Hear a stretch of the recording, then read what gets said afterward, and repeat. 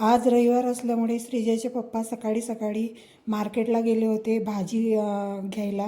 तर भाजी आणली होती इकडे काही घेऊन आणि सोबत येताना टरबूज पण आणला होता. तोच मला इकडे कट करायचा होता. तर श्रीजाला खूप जास्त टरबूज आवडते. तर बघा टरबूजसाठी कशी ती मला लाडीगोडी लावत आहे. त्यानंतर मस्त असा टरबूज कट केला आणि तिघांनी मिळून मस्त असा खाल्ला.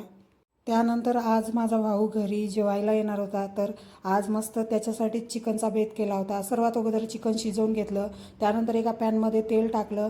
त्यामध्ये अद्रक लसूणची पेस्ट टाकून घेतली आणि काही घरातले घरगुती मसाले टाकले आणि सोबतच चिकन मसाला पण इकडे मी टाकून घेतला. मसाले इथं छान परतू दिले तेलामध्ये. त्यानंतर 1 चमच हळद पावडर, 2 चमच लाल तिखट टाकलं आणि त्यानंतर कांदा खोबऱ्याचं वाटण टाकलं आणि थोडं पाणी टाकलं, चवीपुरतं मीठ टाकलं आणि छान अशी ग्रेव्ही शिजू दिली. त्यानंतर शिजलेलं चिकन टाकलं आणि इकडे मस्त फ्राय करून घेतलं चिकन.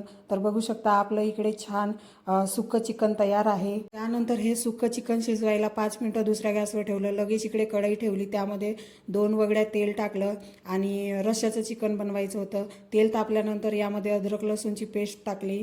त्यानंतर चिकन मसाला टाकून घेतला आणि कांदा खोबऱ्याची वाटण पण टाकलं, लाल तिखट टाकलं, थोडीशी हळद पण टाकून घेतली इकडे आणि थोडंसं पाणी टाकून ग्रेव्ही ही आपल्याला 5-10 मिनटं छान अशी शिजवून घ्यायची आहे. त्यानंतर चवीपुरतं मीठ टाकलं.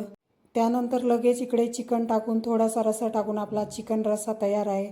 मस्त इकडे चिकन थाळी आपली रेडी झालेली होती. त्यानंतर माझा भाऊ पण आला होता. मस्त असं सगळे मिळून जेवण वगैरे केलं. माझ्या भावाला तर चिकन खूप जास्त आवडलं होतं आणि जेवण झाल्यानंतर बाप लेकीचं असं काही एकमेकाच्या खोड्या काढायचं काम सुरू होतं. असा झाला दिवसाचा शेवट. परत भेटूया. बाय.